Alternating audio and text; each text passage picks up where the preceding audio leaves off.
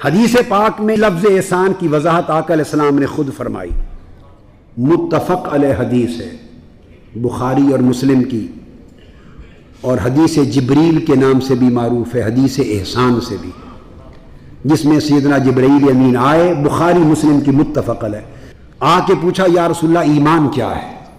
تو آقا علیہ السلام نے عقیدہ بیان فرما دیا۔ پھر صحابہ کرام کی موجودگی میں پوچھا اسلام کیا ہے؟ آقا علیہ السلام نے اعمال بیان فرما دیے جو ارکان اسلام ہے۔ پھر پوچھا احسان کیا ہے؟ تو حدیث جبریل متفق علیہ بھی بیان کرتی ہے کہ وہی 3 درجے ہیں، ایمان، اسلام اور احسان۔ ایمان عقیدہ ہے، اسلام عمل صالح ہے، احسان اخلاص کامل ہے، اخلاص کامل ہے۔ ایمان اور عمل کے ساتھ جب اخلاص کامل مل جاتا ہے تو اسی کا نام طریقت و معرفت ہے، اسی کا نام سلوک و تصوف ہے، اور اسی سے ولایت وجود میں آتی۔ عرض کیا یا رسول اللہ مل احسان، احسان کیا ہے؟ تو آپ نے دیکھا کہ ایمان کے جواب میں آقا علیہ السلام نے عقیدہ بیان کیا کہ ایمان عقیدے کا نام ہے، اللہ کو مانو، رسولوں کو مانو، فرشتوں کو، آخرت کو، ملائکہ کو، بعث کو، یہ مانو۔ پوچھا اسلام کیا ہے؟ شہادت توحید و رسالت کے بعد نماز قائم کرو، حج ادا کرو، زکوٰۃ دو، روزے رکھو، اعمال بیان کیے۔ عقیدہ اور عمل کے بعد سوال کیا احسان کیا ہے؟ مل احسان، متفق علیہ حدیث، جس پر آقا علیہ السلام نے جواباً فرمایا، یہ نہیں کہا کہ جبرائیل اب کیا رہ گیا، ایمان بھی ہو گیا اور عمل بھی ہو گیا، بس دین کامل ہو گیا، اس کے بعد تو دین کا کچھ نہیں بچا، ایمان اور عمل ہی کا نام دین ہے۔ نہیں، ایمان کو عقیدہ سے تعبیر کیا، اسلام کو اعمال سے تعبیر کیا، جب احسان کی بات آئی تو احسان کو کیفیات قلبی سے تعبیر کیا، قلب و باطن کی کیفیات سے۔ اور آقا نے فرمایا ان تعبد اللہ کأنک تراہ فإن لم تکن تراہ فإنہ یراک، اخرجہ الشیخان، بخاری اور مسلم دونوں نے اس کو روایت کیا۔ اور آقا علیہ السلام نے فرمایا کہ جبرائیل احسان یہ ہے کہ تو اللہ کی عبادت اس حال میں کرے گویا تو اسے دیکھ رہا ہے، کأنک تراہ۔ واضح بات ہے کہ اے بندے تو ان آنکھوں سے تو اللہ کو دیکھ نہیں سکتا اس دنیا میں، عام بندہ ان سر کی آنکھوں سے نہیں دیکھ سکتا، مگر فرمایا کہ اس حال میں، اس کیفیت میں تو عبادت کرے کأنک تراہ، گویا تو اس کے جلوہ حق کو دیکھ رہا ہے، تو حسن لا یزل کو دیکھ رہا ہے۔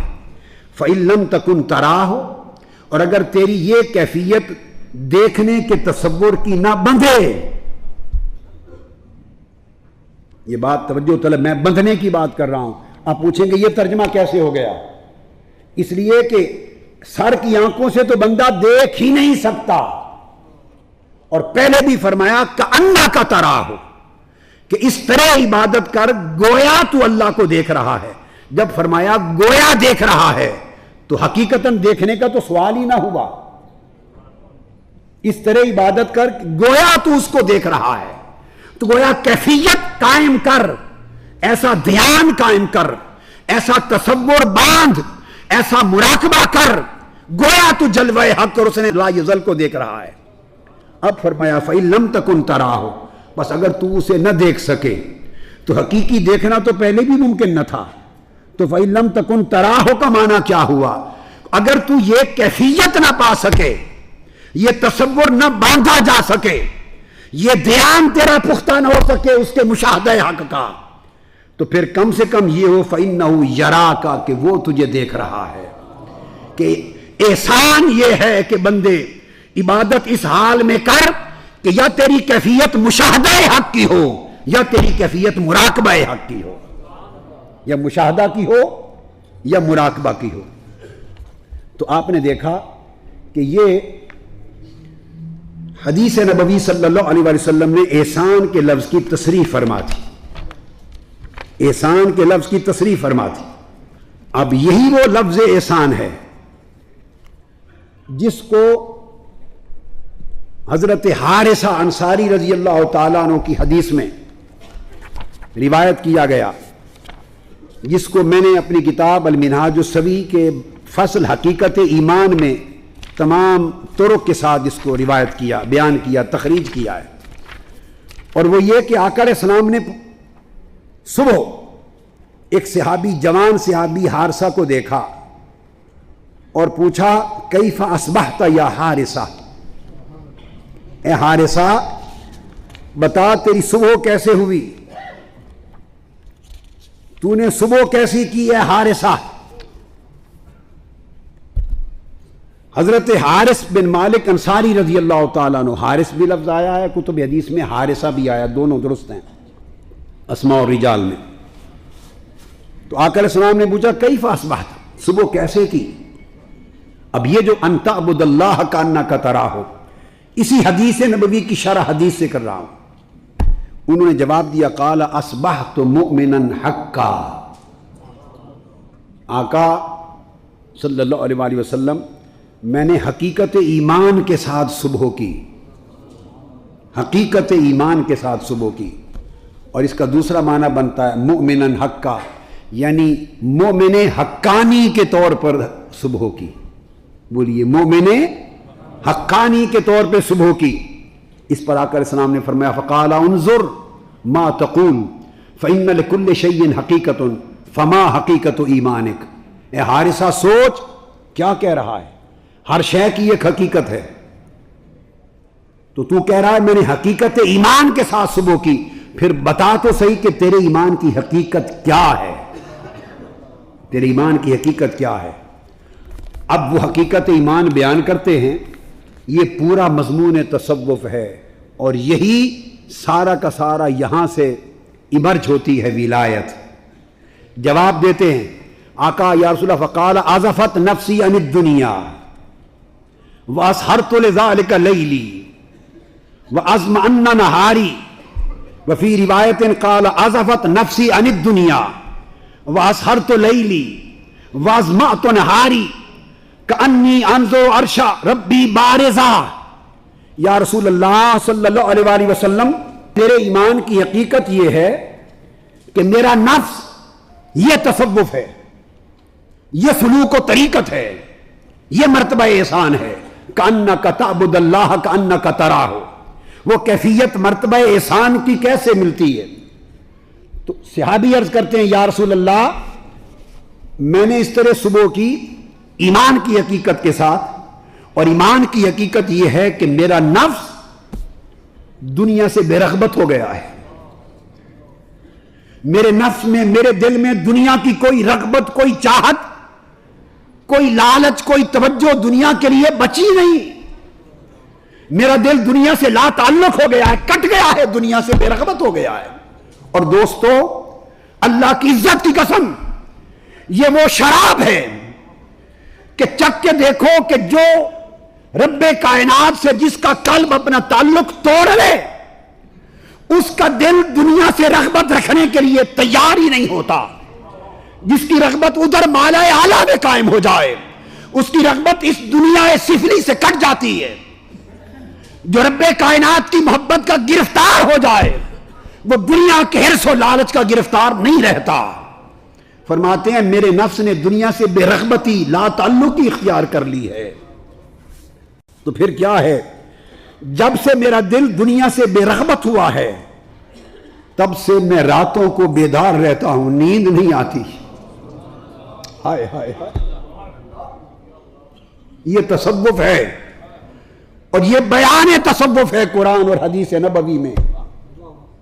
فرمایا اب اسہر تو لیلی، آقا جب سے طبیعت ادھر لگ گئی ہے، جب سے آنکھیں ادھر چار ہو گئی ہیں، تب سے دنیا سے بیزار ہو گیا ہوں، اور دنیا کی بیزاری کے بعد اب عالم یہ ہے کہ رات کو بیدار رہتا ہوں۔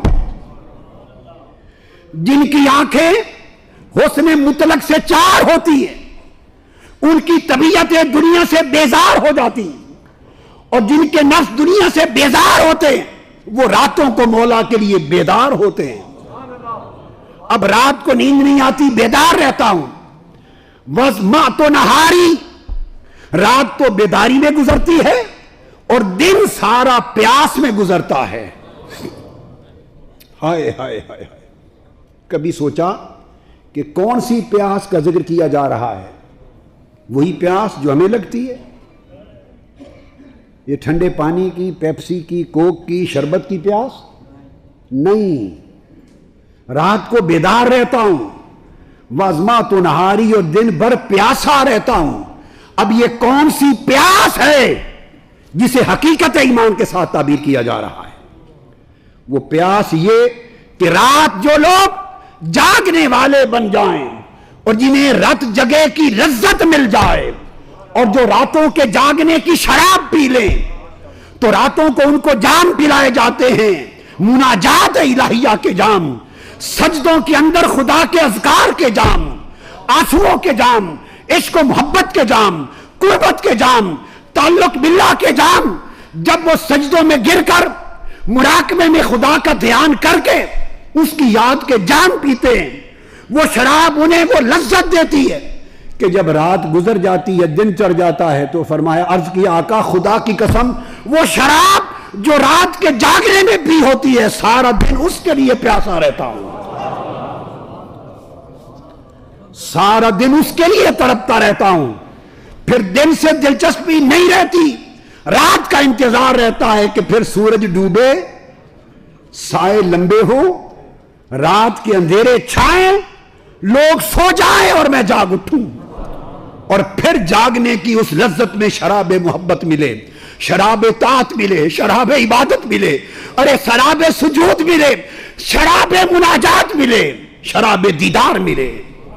اس دیدار کے لیے ترستا ہوں، وہ اس کی پیاس لگی رہتی ہے۔ اور فرمایا پھر حالت یہ ہو گئی ہے، کنی انظر عرش ربی بارزا، کہ سر اٹھاتا ہوں تو اللہ کا عرش بھی ننگا صاف نظر آتا ہے۔ اب یہ مراقبے کے حال میں مشاہدہ کی بات آ گئی۔ بعض لوگ نادان جنہوں نے تصوف کو نہیں سمجھا، وہ اولیاء کرام کے ایسے کلام پر اعتراض کرتے ہیں کہ میں نے عرش کو دیکھا، اعتراض کرتے ہیں کہ عرش کو کون دیکھ سکتا ہے زمین پر بیٹھ کر، وہ کہتے ہیں یہ شطحیات ہیں۔ ارے صوفیاء کے کلام پر بات کرنے سے پہلے حدیث نبوی کو پڑھ لو، یہ حضور کا صحابی بتا رہا، یہ کیفیات تو صحابہ کو حاصل تھی محض صحبت مصطفیٰ کے فیض سے۔ کانی انظر عرش ربی بارزا، کہ عرش تک کے حجابات اٹھ جاتے تھے ان کے، اور میں اہل جنت کو ایک دوسرے کی زیارت کرتے جاتا آتا دیکھتا رہتا ہوں، اور دوزخیوں کو دوزخ سے کی تکلیف سے چلاتے دیکھتا رہتا ہوں۔ بیان کیا تو آقا علیہ السلام نے فرمایا، اب یہ کلمہ بڑا غور طلب ہے، فرمایا یا حارث عرفت فلزم ثلاثہ، 3 مرتبہ فرمایا یا حارث عرفت فلزم، عرفت فلزم، عرفت فلزم۔ اس کا معنی یہ ہے، عرفت اے حارث تو عارف ہو گیا، عرفت۔ اس کے مترجم تو ترجمہ کر دیں گے کہ تو نے جان لیا، تو نے حقیقت ایمان کو پہچان لیا، مگر میں ترجمہ کر رہا ہوں عرفت تو عارف ہو گیا، صاحب معرفت ہو گیا۔ فلزم، اب اس کو تھامے رکھ، چمٹ جا، اس حقیقت کو تو نے پہچان لیا ہے، عارف ہو گیا ہے، اس کو چمٹ جا۔ 3 مرتبہ کہا۔ امام طبرانی نے المعجم الکبیر میں روایت کیا، حدیث نمبر 3367۔ اسی حدیث کو امام بہقی نے شعب الایمان میں روایت کیا، حدیث نمبر 10,590 اور 91۔ اس حدیث کو امام ابن ابی شیبہ نے، جو امام بخاری اور امام مسلم دونوں کے شیخ ہیں، انہوں نے روایت کیا مصنف میں، حدیث نمبر 13,423۔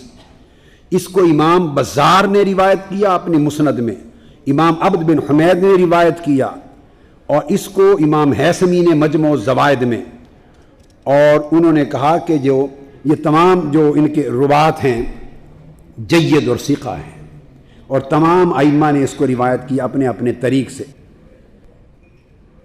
اور پھر اس کو امام عبداللہ بن مبارک نے کتاب الزہد میں بھی لیا، امام بہقی نے کتاب الزہد الکبیر میں بھی لیا، اور دیگر ائمہ اور محدثین نے بھی استدلالً اس حدیث کو جگہ جگہ استشہاداً کوٹ کیا۔ ان تعبد اللہ کانک تراہ، یہ وہ کیفیت ہو جاتی ہے کہ جس پر اللہ تبارک و تعالی نے ارشاد فرمایا کہ احسان کا مرتبہ یہ ہے کہ پھر وہ بندے میری عبادت اس طرح کرتے ہیں جیسے گویا وہ اللہ کو دیکھ رہے ہیں، اللہ کی عبادت اس طرح اس شان کے ساتھ کرتے ہیں۔ سب سے پہلے نئی ویڈیوز کو حاصل کرنے کے لیے شیخ الاسلام ڈاکٹر محمد طاہر القادری کے آفیشیل یوٹیوب چینل کو سبسکرائب کریں اور بیل آئیکن کلک کریں۔